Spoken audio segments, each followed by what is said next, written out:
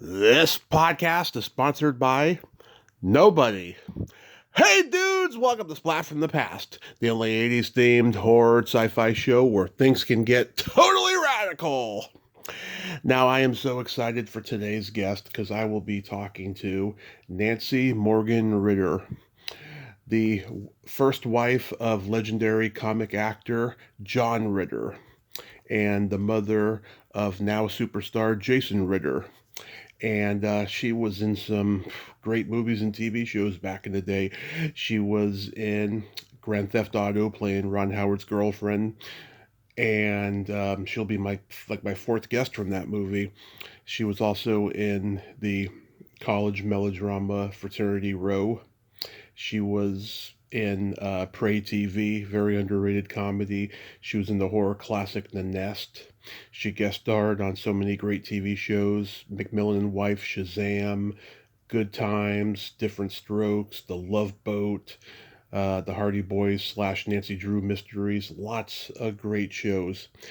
She was one of the regular cast members of the San Pedro Beach Bums, and it's going to be great to have her on today. And I've been looking forward to this for a while, and I am just so blessed. March Madness has been a fantastic month, and it's going to keep getting more fantastic in the next week or so of toe curling episodes. And I've already got April booked and got some toe curlers there that you're all going to enjoy.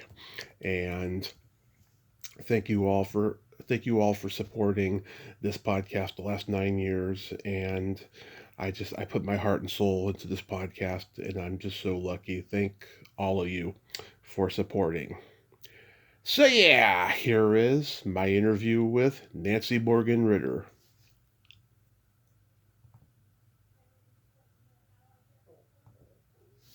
Hey Nancy, welcome to the show. How are you today?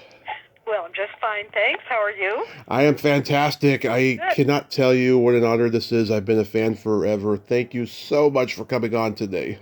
Well, I can't even believe it. You're in a party of one. Oh, that's not true. Other than my kids, my family, they're my biggest fans. Oh, No, you're so sweet. I did have a really fun time while I was acting. I did love it so much. yeah. So going back in time, did you gravitate toward acting early on in your childhood? Well, I did. I thought it sounded like a really fun idea when I was about 3, but I was in the Midwest, so it wasn't really a reality. It was just a little bit of a fantasy. Mm-hmm. Then I did community plays where I played Ali Baba's wife, and Snow White's handmaidens or something. Yeah. So I did little plays, and I thought it was a lot of fun.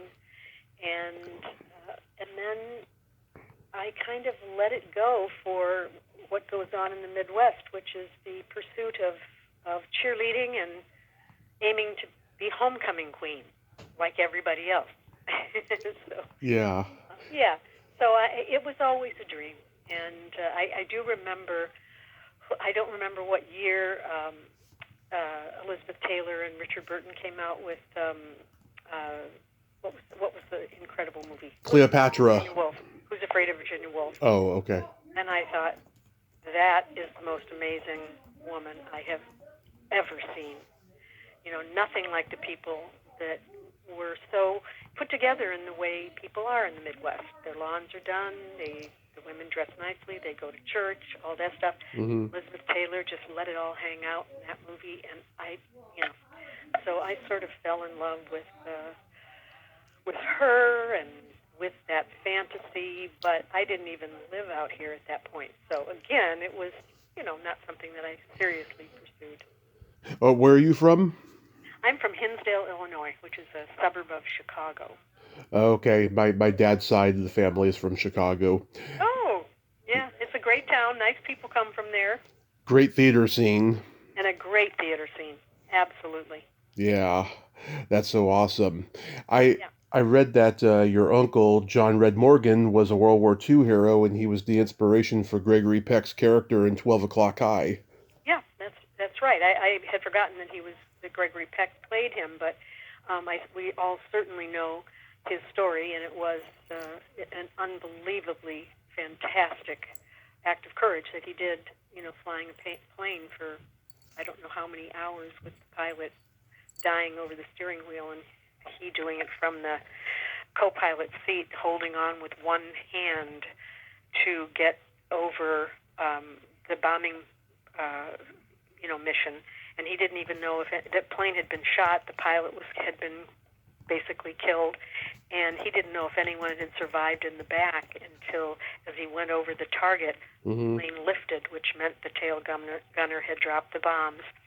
So then he recovered from that and went back into the war and was shot down out of the sky that time and landed and was taken by the Germans and put in a prisoner of war camp where he remained for the rest of the war.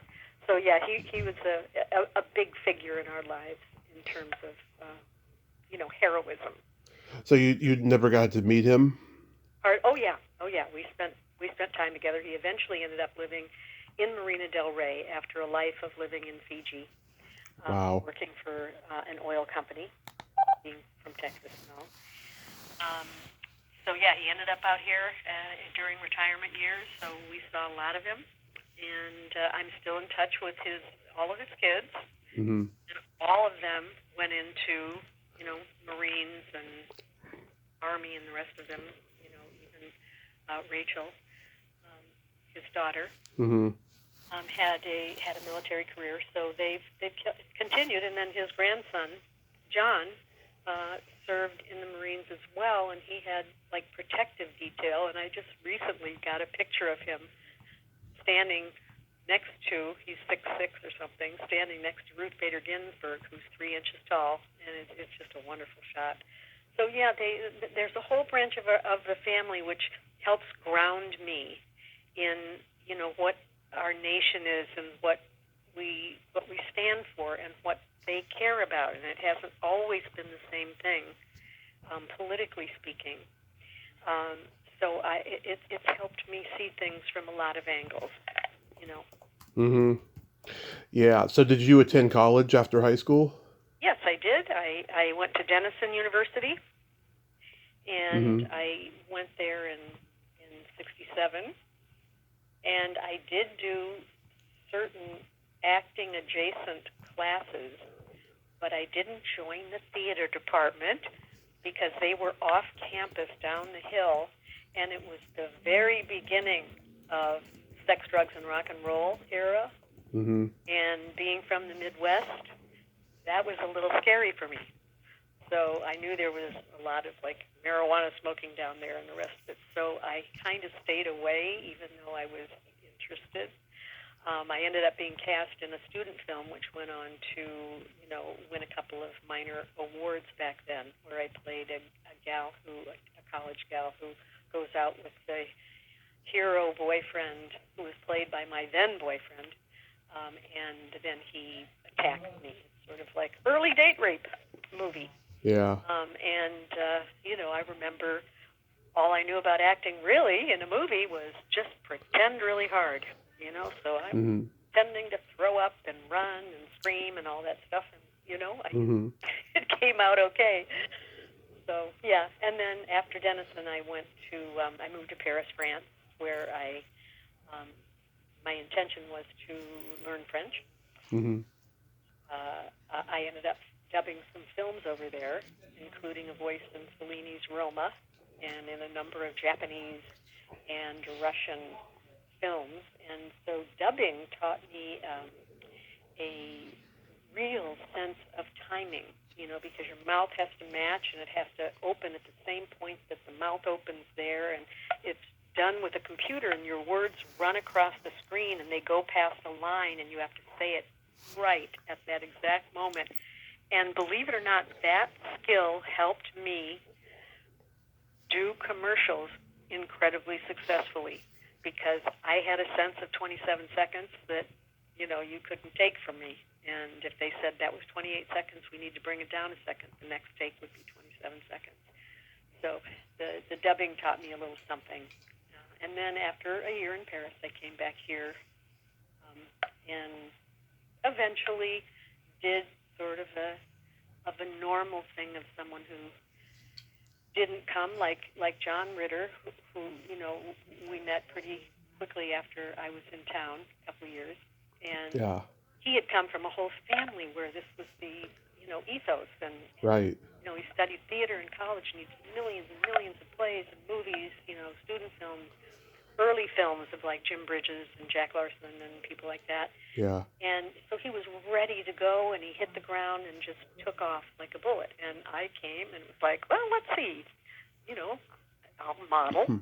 I did that for 5 minutes, and then they said, you're pretty short, but you could do commercials. And that's where I hit it. My dad had been an ad guy, so I sort of had a compassion for advertising men. I didn't despise them, hate them, and think that they shouldn't direct me. That I should be the actor who knows what to do. I listened to everything. I gave them always a million takes to choose from, and pretty soon I was an actual type. Like a younger Nancy. Yeah. Where did you meet John? We had the same agent. Oh, okay. Believe it or not, I had done my first commercial, which was for mascara, because my eyelashes were a selling point. Yeah. And so we watched the ad on television, and my dad, who was an ad guy, so sweet, very, very wonderful guy, but he said, you might want to study acting. And I think it wasn't because he saw the possibilities, but he saw I needed help. I was not exactly prepared for 30 seconds of dialogue at that point. So I got into Jeff Corey's acting class. Oh. And I did a scene with Jerry DeWild from William Saroyan's one-act play, Hello Out There. Excuse me. And based on that scene in class, Jeff called his agent, Arcara Bauman and Hiller, and said, you should sign this gal. So there I found myself with a couple of scenes under my belt, as opposed to, thousands of plays and movies. I found myself with commercial agents, theater, theatrical agents. And John was already with them. I didn't know him at all. I didn't know his work even. He was on the Waltons at the time, but I didn't really know that. And the agents at the firm decided these two should meet. And so they told me what a wonderful guy he was. And they told him, you better be nice to this gal. and anyway, so we met at Elizabeth and Oliver Haley's play Continental Divide. We went to the theater. I went with one agent. He went with the other, and it was all a setup. And we kind of hit the ground running. And we just were together for, the next 24 years. Wow. Night on. The last few years were not our best. But we had many, many wonderful years together. I've talked to people who worked with him. I talked to people who were in Harvey Limbeck's improv class with him. Yeah. And they just, miss him every day. And I miss him every day. I used to watch Three's Company and Hooperman with my parents when I was a kid. And my dad took me to see Stay Tuned at the drive-in. Oh my gosh. Yeah, and I used to watch the Problem Child movies over and over again. I mean, the guy has always been a part of my life. He was like a family member I lost when he died, Yeah. Well, I certainly know what that feels like. Yeah. And it is a forever shame that I bring to my life these days in an extremely personal way, because he never stayed out of our lives. He used to come over every day, and I used to go, "Almighty, this guy doesn't want to leave." So he would come over whether the kids were there or not. He would bring me a cappuccino. He'd watch the ball game. He'd hang out, be with the kids, take us to dinner. He was so involved in still our continued family life. And I have to say that these days, I watch these grandchildren, that it is really a frequent event that when I'm watching them play or do something amazing on a piece of paper with colors and crayons and pencils, or their thoughts, I think, oh God, I hope you're seeing this through my eyes. I always think somehow or other he can see through my eyes. This wonderful, wonderful chapter. And I'm so sorry that he yeah, his death was the single worst day of my life, and Yeah. because of what it meant, really, to knowing what it would mean to the children, hurt me, on a level I can't describe. Yeah. You and John were on the game show Tattletales. I saw it on YouTube. And I know Samantha Macy. She was on there with Bill and Bobby Troop and Julie London. And Oh yeah. it Oh was God, I forgot all that. it was so funny. Bert Convy asked you to, if you could have dinner with Burt Reynolds, Jimmy Carter, or Woody Allen, who would it be? You said Woody after John said Jimmy Carter. He thought I would guess would say Jimmy Carter. Probably, yeah. That was his guess. Oh, that's so cute. And I said Woody Allen. Isn't that funny? Yeah. Well, John was right, because nowadays, if I had that choice today, it would absolutely be a living Jimmy Carter. Yeah. Yeah, he's become heroic, and Woody, I admire his movies, but Mm-hmm. I don't necessarily want to go to dinner with him. I'm too old. Yeah. Yeah. But that was hilarious seeing that. So getting into your credits, you were in the 90-minute episode of Macmillan and Wife, Greed. Anything stand out about that? No. Who played Macmillan? That was Rock Hudson. Oh, yeah. Oh, well, of course, coming from the Midwest, etc., every time I met someone who I had seen on screen for a lifetime was a wonderful thing. And Rock was as handsome, and, whatever. What I found so surprising is that most men toward me at that age would be somewhat flirtatious, and there was nothing of that. He was very polite and, a little distant. Yeah. But handsome and good at his job. And there was another actor on that show who did not impress me, and who was calling me things on set like, "What do you think of a little tomato?" I'm like, oh my God, who says that kind of thing? And I'm glad I can't recall him, because if I could, I'd probably call him out. But I wouldn't want to do that, really. But, I hope it wasn't John Schuck. No. Okay. Because I love that guy. Yeah. Everything I saw him in. Yeah. Slim Pickens and Tab Hunter was in that episode, and of course Martha Ray was the first of many she was in of that show. Yeah, no, I don't, and none of those people. So, maybe I'm mixing up shows. I suppose that would be possible, but I think it was on. But anyway, Yeah. I don't have anything special about that. Every show I did back then was somewhat of a learning experience. How about Shazam? Shazam, the thing that stands out was that they used really bright lights, and I have light eyes and had contact lenses at the time.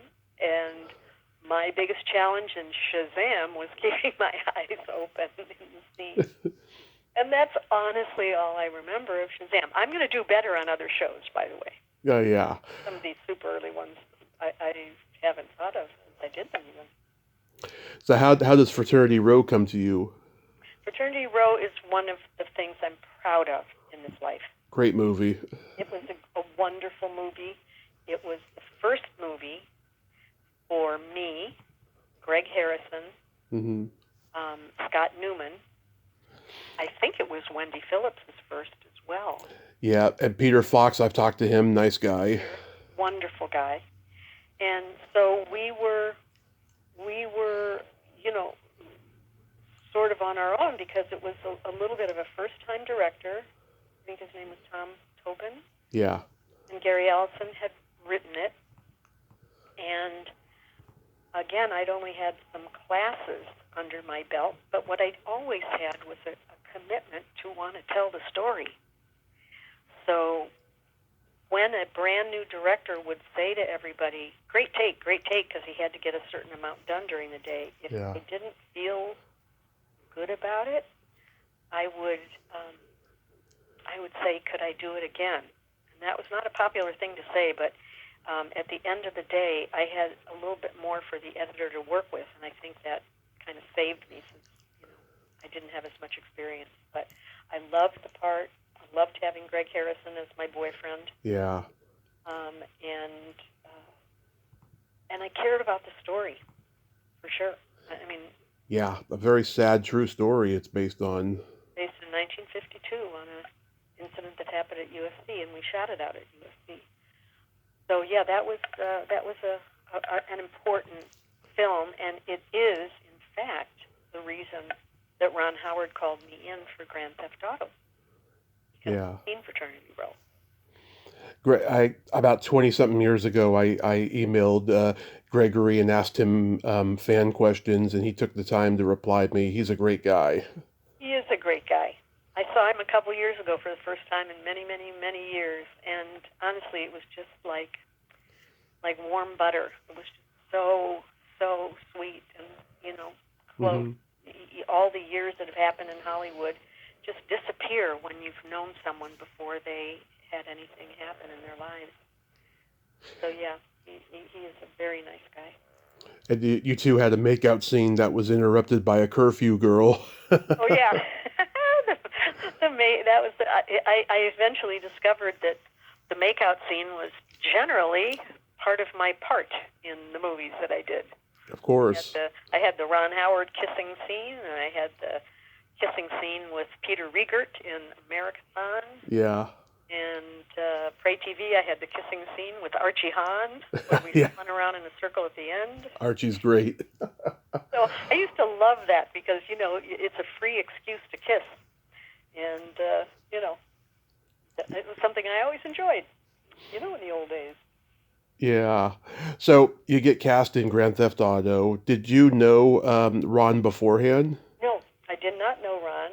And I'll tell you the most interesting thing that I learned from Ron on that movie. Well, first of all, there were a couple things about Grand Theft Auto that I'm proud of to this day. Mm-hmm. One of them was he asked me one day. He said, I interviewed 250 girls for this part. Wow. Did you ever wonder why you got it? And honestly, I said no, but I'd like to know. And he goes, almost everyone can read a line, with meaning, and sound normal and good and all that. He said, most of the actresses came in and they delivered their lines beautifully, but when they weren't talking and I was talking, they weren't listening or reacting. He said, you were always listening and reacting when I was talking. That's why you got cast. And I went, okay. And that stayed with me for a lifetime career, like how important that is. You would think any actor would know that. But again, I was learning on the job.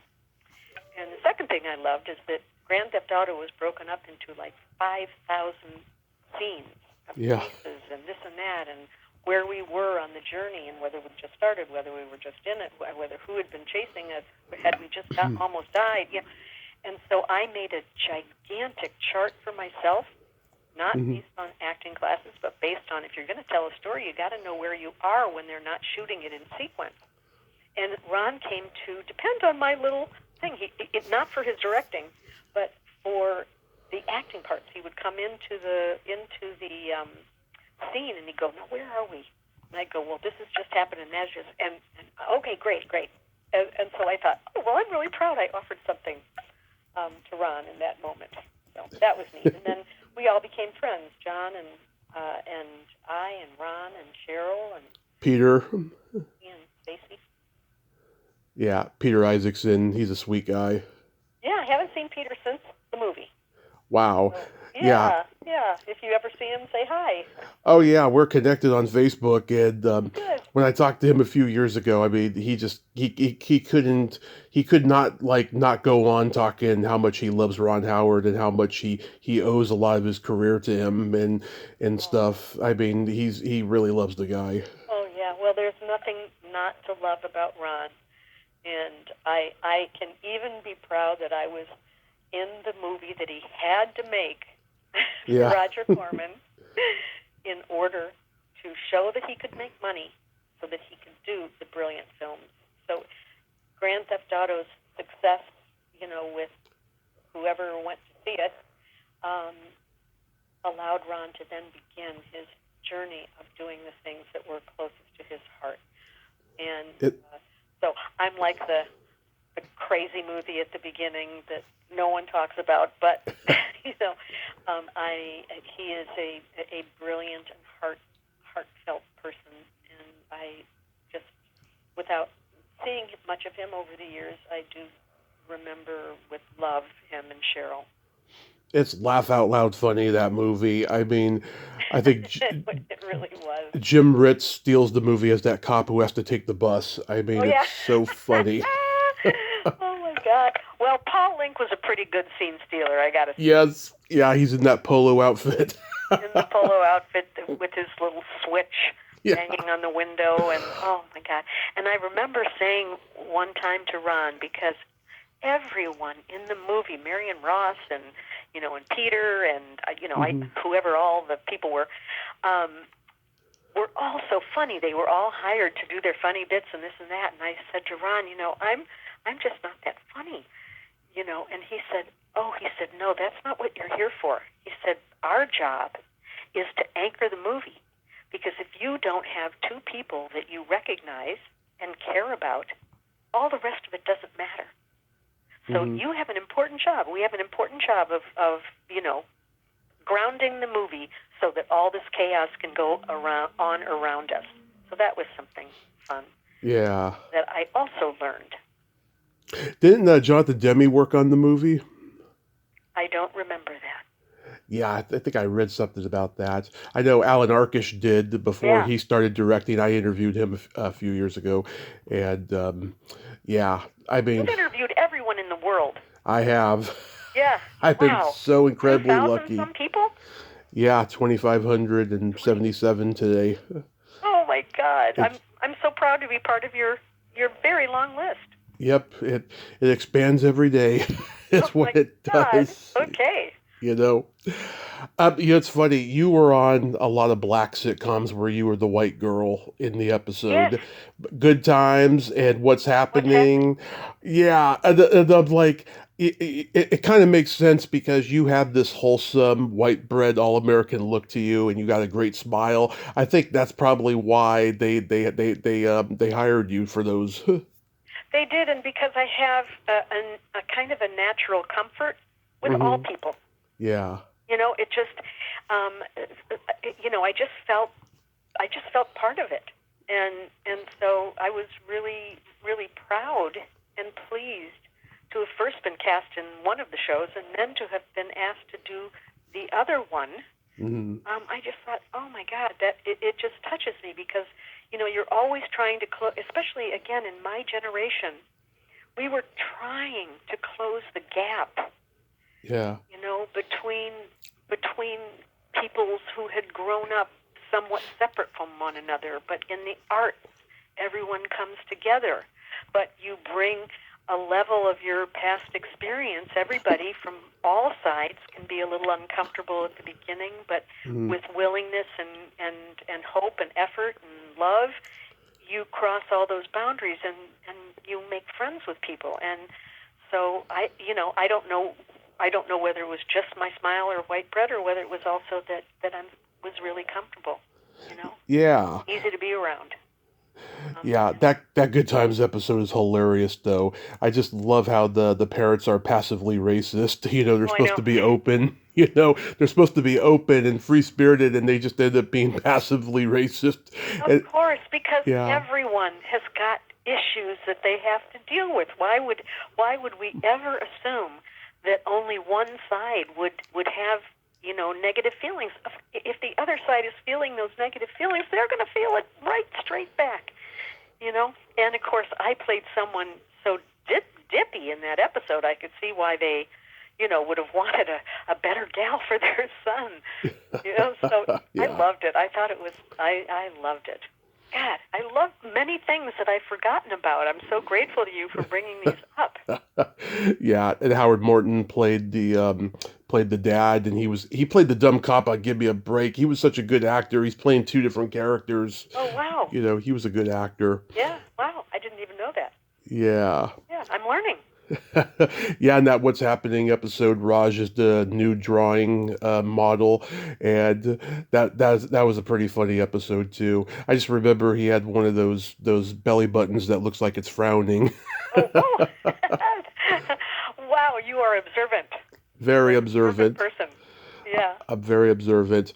yeah. I've talked to Stuart Pankin and Chris Murney, and we talked about the San Pedro Beach bums. Yeah. Yeah, I mean that premise. I mean, seems like it was pretty funny and stuff. But why do you Would think it? you remind me what the premise was of that? Somebody asked me yesterday, and I thought, I don't even really remember. Were they beach bums and we were just the girls on the beach, or what was that thing about? Yeah, pretty much. That was pretty Okay. much the premise. And they were like friends since high school. They're they're like on a houseboat, and yeah, I guess they're trying to turn their lives around or something like that. Okay. And yeah, I mean, it seemed like it was a funny idea, but after 6 episodes, no, they got the axe. Yeah, yeah. It was an experience, and the best part about it were, some of the cast members, and I'm still in Yeah. touch with Sue Mullen Uh, and Stuart, of course, and yeah. beautiful wife Joy, and not so much what was his name, Krista Rose. Yeah, Krista Rose. Yeah, he was a nice person, but I haven't seen him since. And who else did you just mention? Oh, Chris Murney. Chris Moody, who was wonderful. He was wonderful. He was delightful. Very New York. Yeah, but very nice person. So And yeah, you- it was fun, and it came and it went, and like a lot of things. And you guys did a Charlie's Angel crossover where they were on there. We did. Yeah, I saw it on IMDb that Kate Jackson and Cheryl Wagner was in an episode. Cheryl Ladd. Yeah, I mean Cheryl Ladd. Yeah, Cheryl Ladd and Kate Jackson and Jacqueline Smith. They just had like a walk-on cameo. My God, I forgot that too. Oh Lordy. And Arnold Schwarzenegger, he played like a beach muscle man in an episode. Seriously? Yeah. Oh my God. Well, this is wonderful to remember. And of course, Hambone and Hilly with OJ in it. Yeah. I've come across a lot of interesting characters over the course of time. That I never dreamed as a young girl hiring Elizabeth Taylor in the Midwest. I could see why you don't remember much from Hambone and Hilly. Yeah, you just play Nicole Eggert and the little boy's mother. And I remember you have that funny line, after they have found the dog, you're like, please let him be housebroken. Oh. Oh my God. Don't remember that Yeah. at all, but okay. I might have to look at some of these things. You have an amazing memory for everything. I do. Yeah, Americathon, I used to see that movie all the time on HBO when I was a kid. Now it never gets played, but when I was a kid in the 90s, it was always on. And I've talked to Phil Proctor and Mike Mislove, rest in peace. He was a great guy. Yeah. And Zane Busby, God, she's a funny force of nature. Oh, she was amazing. Yeah, so that was a lot of fun. That was an incredible amount of fun, because of course John and I, we were still mad for each other, and so we got to be in a movie together, and we came in two different ways. I auditioned for the part, and he was cast in the part, and the two things were sort of unrelated. But I had auditioned with Peter Riegert, who I had my makeout scene with. Yeah. He was a very good makeout partner. And so Peter and I auditioned together, and we got it, and John was cast, and so it all worked out. But then we got to be together, and anything, whether it's Love Boat, Japan, or Americathon, eternal love for Harvey Korman. Oh, I interviewed his son years ago, and apparently, he was born a little bit later in Harvey's life, but he hasn't had it easy. So many people. I know. I'm in touch with him. Yeah. Yeah. Well, Harvey makes me laugh. Really, in the times that I was with him, as much as anybody ever has, whether it was John or Robin or whoever. And I mean, not in their work, but in their in life. Yeah. John made me laugh till I was sick every day of life. I can imagine. And nothing like Three's Company laughter. Oh. Whole other level of. Jennifer Edwards told me that if I had only heard conversations that John had with her dad, they'd both be canceled. Yeah, no kidding. Yeah, that was something. Yeah. But that's what they were making a movie about, so it makes a lot of sense. And Blake and I were very fond of each other as well. Mm-hmm. I saw him right before he died, I think. He was at an art opening in Brentwood. Mm-hmm. And I walked up to him, hadn't seen him for a couple of years, and his face lit up because what he was seeing was the era of John. Mm-hmm. By looking at me, John was gone, but to see me just took him straight back to an incredibly laughter-filled and wonderful time in his life and John's life and even in mine, Yeah. So, yeah. What was Meatloaf and Elvis Costello like? Well, I don't believe I met them. I think they just recorded. Were they in the movie? Yeah.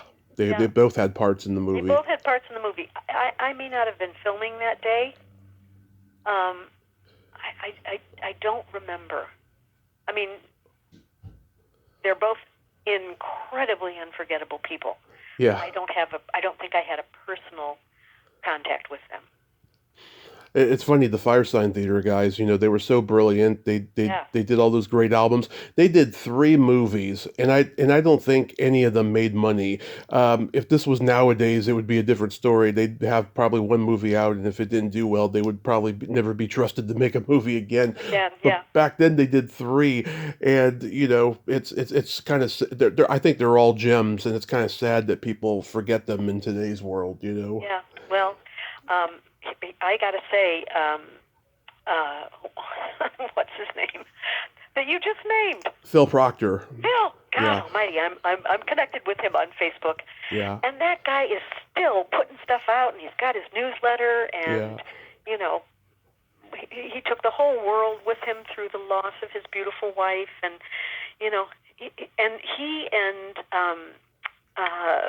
again, who is his partner? Phil and. Well, there was David Ossman, and then the 2 Peters that were in Firesign. Peter. Yeah. Peter Bergman.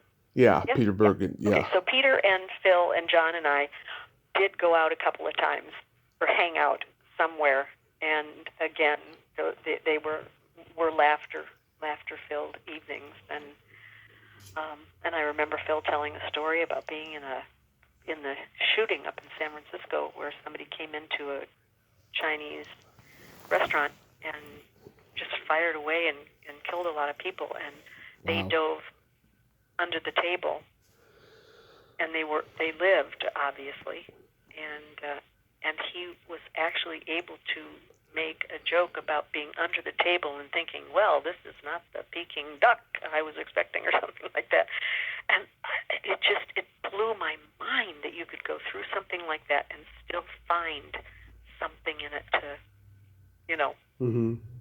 make you giggle. Yeah. Anyway, I love Phil.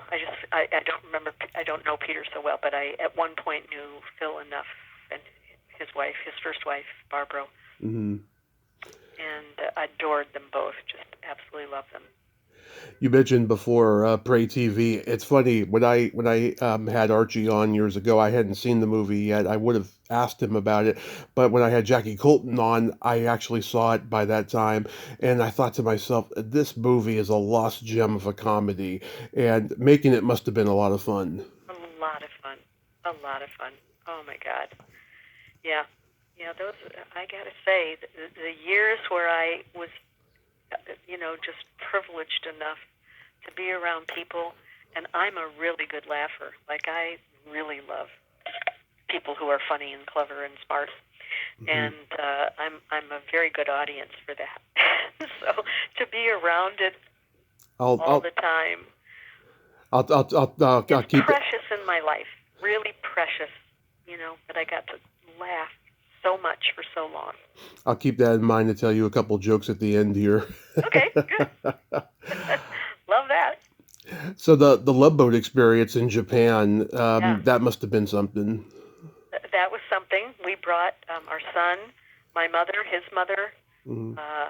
our Johnson, our secretary, Sue Wilcox. Mm-hmm. We had a whole group, to help take care of the kids, and then we were there with wild and crazy Heather Thomas and Tony Danza, who Japan will never forget. And then Jean Marsh Mm-hmm. played my mom, and Harvey Korman played I Am Yamamoto. He was the villain in the piece. Mm-hmm. And in one of the times of loss of control of laughter, in the scene where he had to look at me and Jean Marsh, or maybe it was John, and say, I am Yamamoto. And he did it. When he did it on my takes, he would cross one eye. Mm-hmm. And it started me laughing to a point where I lost control of my laughter button. Mm-hmm. And I laughed, and then I would pull it in and pull it in. My eyes would still be wet, and we'd do the scene again, and he would cross that eye again, and I would peal into laughter. And John finally had to walk me over, to a little bluff and go, you've got to pull it together, we're wasting time, and the sun's going to go down, and, whatever. And so, he really was very stern with me, and it helped me pull me back together. But I laughed and laughed and laughed. And I think Harvey even remembered that. Every time I saw Harvey after that, he was always, hi, Nancy, Just walking around the streets of Brentwood, I would run into him, and I love that guy. Just love that guy. Yeah, he was a genius, a real genius of comedy.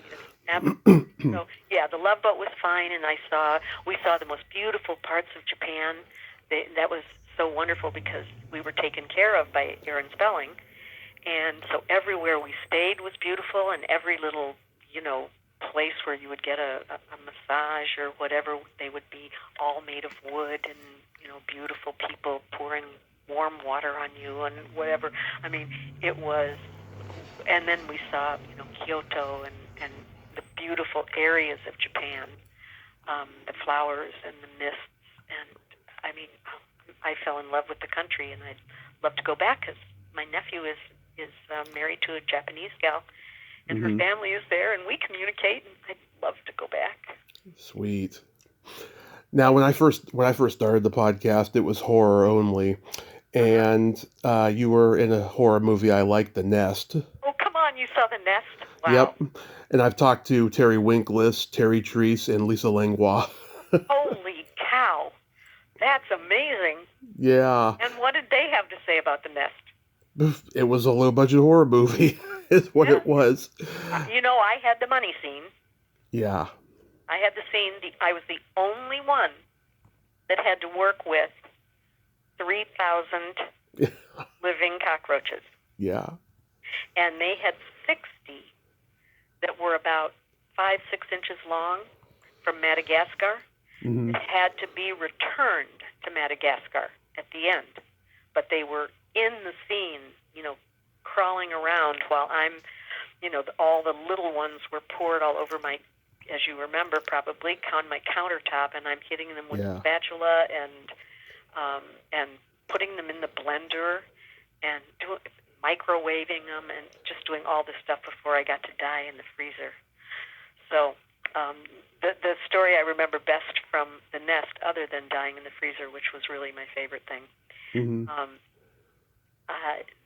I went up to the cockroach people and I said, are you aware that they're asking me to hit these? That we're some of them are gonna be killed because they were cockroach wranglers. And they said to me, well, look, we do this for a living. We collect cockroaches from all the buildings in downtown Los Angeles, and we feed them hamburger, and we get them nice and big. We bring them to movie sets, And over the years, when we started out, we didn't like cockroaches very much. But now that we're a few years into it, we just hate them. So, go to it.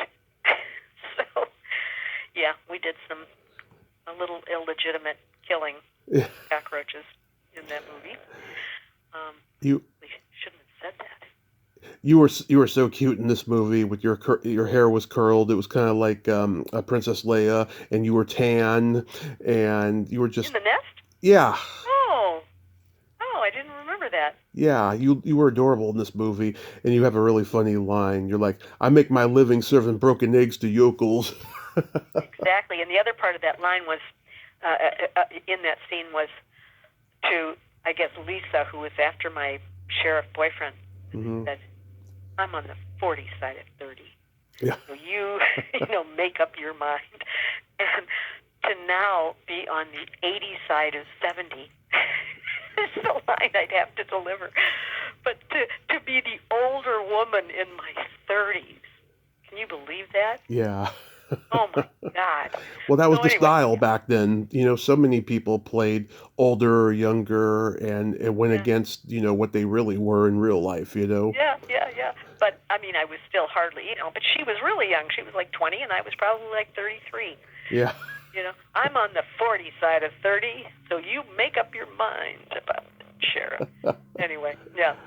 And oh my goodness. That was Julie Corman giving me a shot at working again after I had taken 10 years off, raising Johns and my kids. And so she gave me my entrance card back into the business, which was really, really kind of her. Yeah, I almost met her and Roger at a horror convention once, and then they ended up not showing, and I was so crushed. Oh, yeah. Oh, my goodness. It was just a few years before Roger died, too. Wow. It was sad. Well, he was a very elegant man. Yeah, I mean, in interviews, he's very articulate and just very smart, and he seemed like he had a great sense of humor, too. Yeah. Oh, well, I'm sure he does. And he had a formula that was, a formula for success. Yeah, I mean, people have made better movies, but there's no denying what a pioneer he was, and he had a great eye for talent. I mean, all the people he discovered, like Ron and Ron and James Cameron and Jack Nicholson and so many people. Yeah. And he had a formula that would allow them to make, maybe not, like in Ron's case, maybe not the movie of their hearts and souls, but a movie that would make enough money that they would be launched. Yeah. So he had just an incredible business plan for the whole thing. So yeah, he made deals with major studios to distribute some of his films too. I mean, he was a great businessman. Yeah, absolutely. And Julie is one of the smartest women in the world, and she does a great job with the things that she did. So yeah, they were a power couple. I saw her a year or so ago at the market here in Brentwood again, and it was lovely to see her. What was it like working with Terrence Hill on Lucky Luke? Well, this would be a highlight of my life. Mm-hmm. I have to say. I had many, many, many, many highlights. But there is just not a kinder man than Terrence. And his sense of the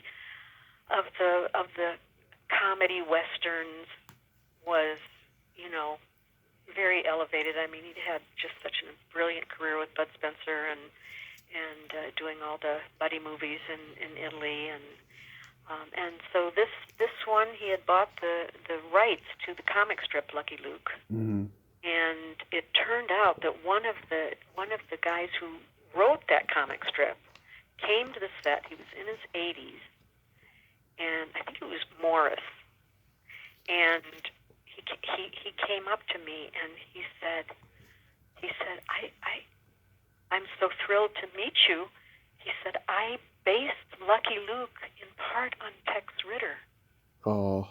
And so that made it very meaningful. But I have to say that there was never a more handsome leading man. Mm-hmm. Yeah. To look at him all day long for months Yeah. was, as good as laughter in another environment. Mm-hmm.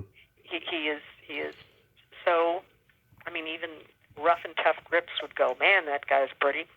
Yeah, and so he had a good sense of the shots and what he wanted from scenes, and he was lovely, and it's too bad that they didn't have sort of an understanding about like the arc of a season kind of thing that America was moving into, Mm-hmm. like something like Hooperman, where the character develops. Mm-hmm.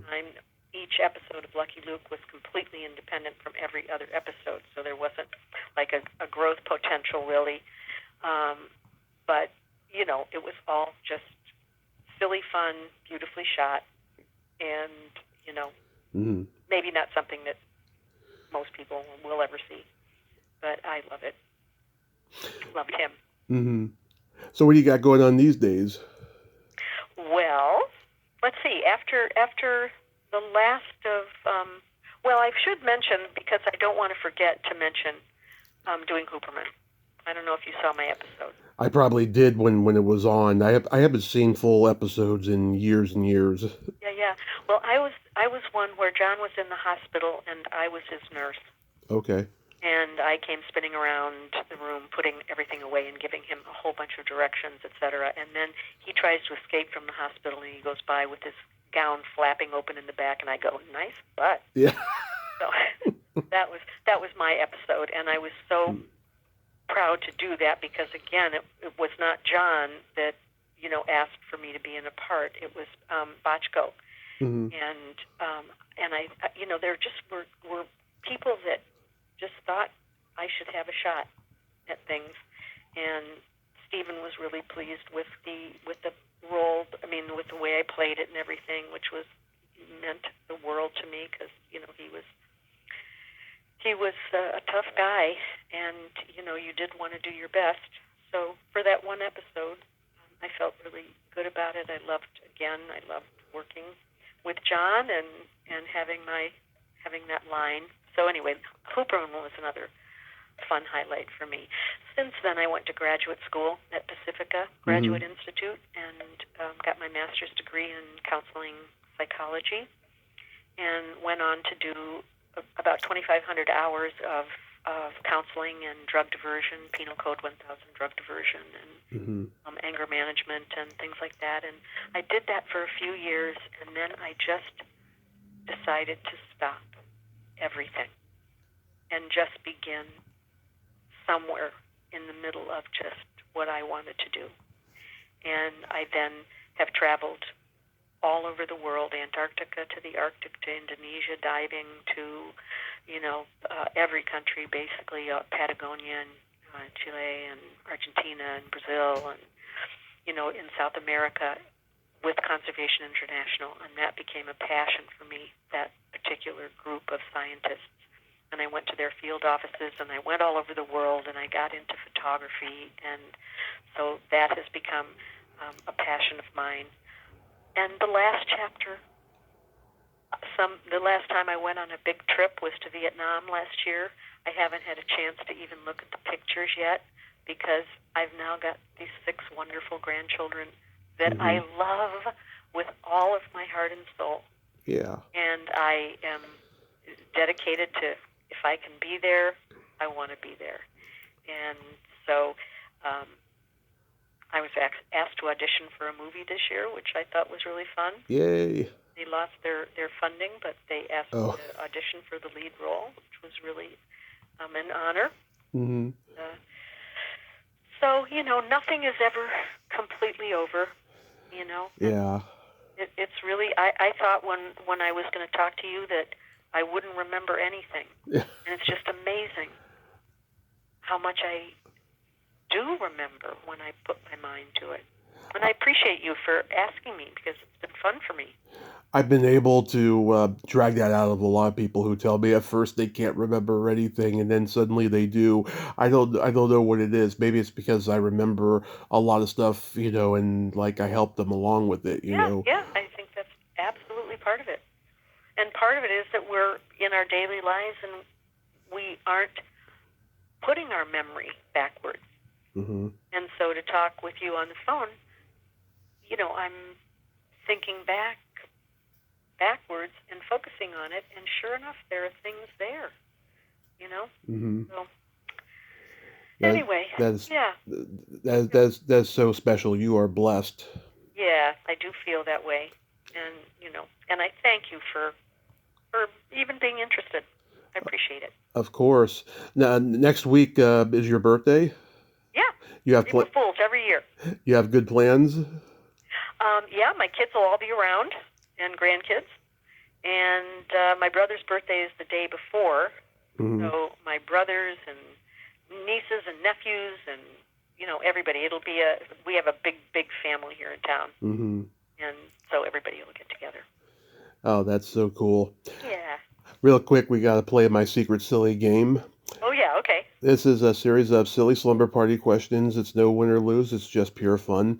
And how the game works is I ask you the question, you answer it, then you ask me that exact same question and I answer it. And feel free to comment on the answers because they might be funny. Okay. Okay. Nancy, are you ticklish? Yes, I am. Are you ticklish? Yes, I am. I'm baby ticklish. I get really squirmy if you tickle me. And you got to warn me first because otherwise I might accidentally hit you in the groin. Well, that's a good one. My dad was a tickler, Mm-hmm. and he used to tickle me because I would laugh and laugh and laugh, and yet it hurt. And one day I read in Ann Landers, tickling can be child abuse. And I ran to my mother and I said, I think this is child abuse. And so anyway, tickling, I'm very ticklish. That Ann Landers, oh my God, I don't even want to go there. Remember that? Oh my Yep. God. Yep. Okay, what's another question? She was right about the drug use. I will admit that. Yeah. Is your belly button an innie or an outie? My belly button is an innie. Love What it. about you? What is your belly button? It is also an innie, and it's deep. I call it the bottomless pit. Oh, very good. Very good.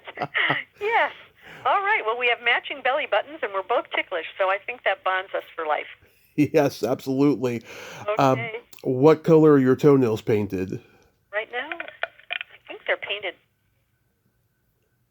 Oh, they're painted a really pretty kind of deep golden pink. It's a dark pink golden. And I don't usually have painted toenails. Mm-hmm. That was an interesting. What color are your toenails painted? They are green because St. Patty's Day passed. Oh, of course. I should have thought of that. All right. It's okay. You could do maybe a blue-green for Easter. I could do a blue-green. I could do every other. I could do yellow, green. I did that one year. Mm-hmm. I did my fingernails in all the Easter colors. Thank you for reminding me. I think I'll do that again because I have them in my cupboard. Cool. Orange and yellow and green and pink and blue. What would you say is your best personality trait? Optimism.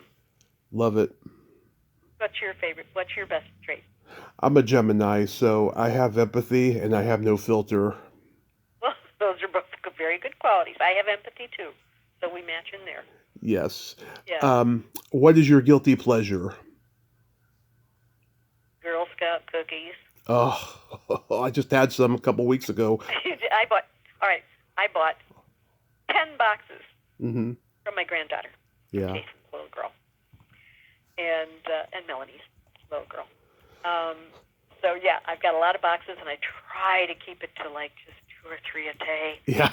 So hard, and the ones that I can't resist are the Thin Mints. Yeah, mine too. Take me all the way back Yeah. to I remember eating an entire box of Thin Mints when the Beatles album was first released, where the first song was "Honey Don't," Mm-hmm. and I forget which album that was.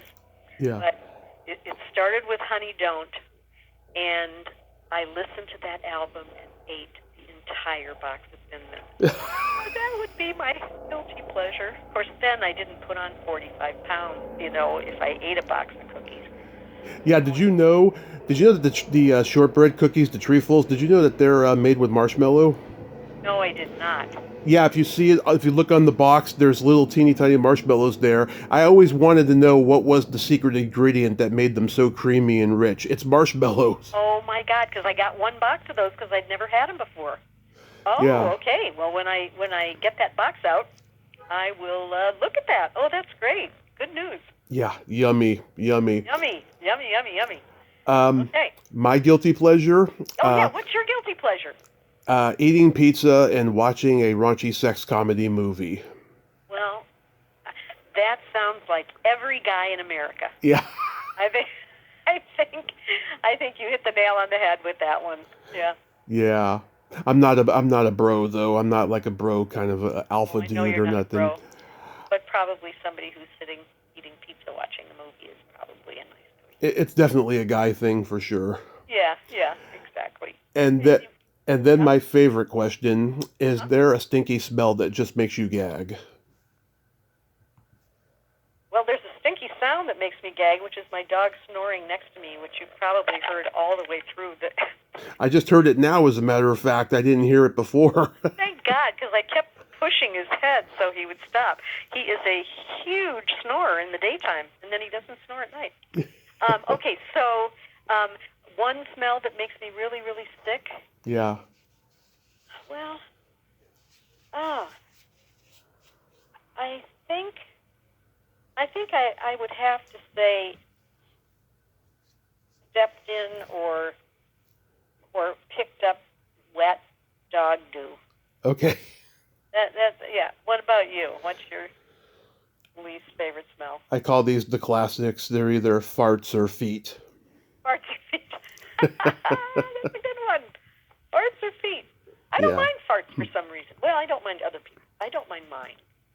Yeah, most people don't mind their own. I guess that's probably true. You know, there's something that you like about it.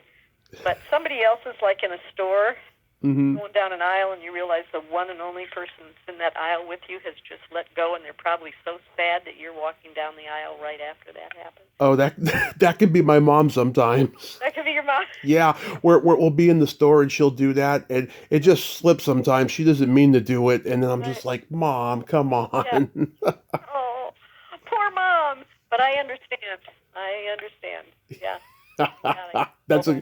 That's a great one. Yeah. Good enough. So let's see if these jokes will make you laugh. Okay. You know the difference between a golf ball and a G-spot? No. A man rather spend 20 minutes looking for a golf ball. Oh my God, I'm sure that's true. That's got to be 100% true. Yes. What did the elephant say to the naked man? I don't know that either. Man, how can you breathe through that thing? Oh.